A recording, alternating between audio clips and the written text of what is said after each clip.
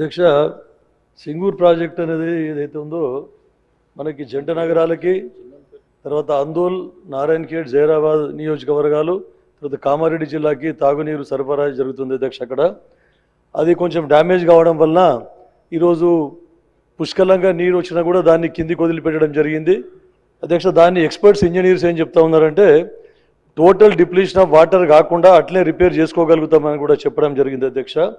ఎందుకంటే దాని గురించి ప్రభుత్వం దృష్టి పెట్టాలి. ఎందుకంటే టోటల్గా తాగునీటి సమస్య, సాగునీటి సమస్య వస్తుంది. మొత్తం నీళ్ళు ఒకవేళ మనం వదిలిపెట్టేస్తే దాన్ని ఆల్టర్నేట్గా ఏ విధంగా మనము ఆలోచిస్తామో దాని గురించి ఆలోచించవలసిన అవసరం ఉందని ఆలోచించాలి ప్రభుత్వం అని చెప్తా ఉన్నాను అధ్యక్ష. తర్వాత దాని మీద ఉన్న లిఫ్ట్ ఇరిగేషన్లు కూడా నిరుపయోగంగా మారిపోతాయి నీళ్ళని వదిలిపెట్టేస్తే.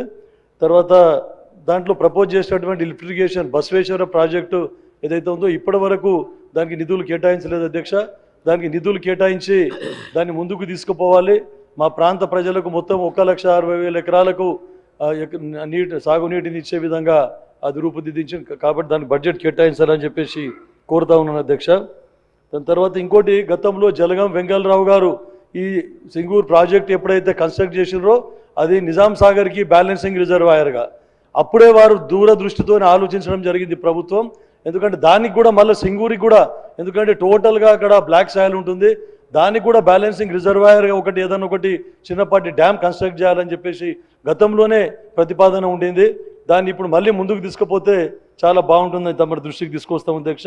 ఇంకో అధ్యక్ష, రోడ్స్ ఒకటి, టోటల్ ఫారెస్ట్, తర్వాత ఎన్నో మనం శాంక్షన్ చేసుకున్నాం సిఆర్ఆర్లో రోడ్స్, ఆర్ఎండ్బిలో రోడ్స్. కానీ ఈ ఫారెస్ట్ డిపార్ట్మెంట్ వాళ్ళు క్లారిటీ ఇవ్వకపోవడం వలన కాంట్రాక్టర్స్ ముందుకు రాక పనులన్నీ ఆగిపోతూ ఉన్నాయి అధ్యక్ష.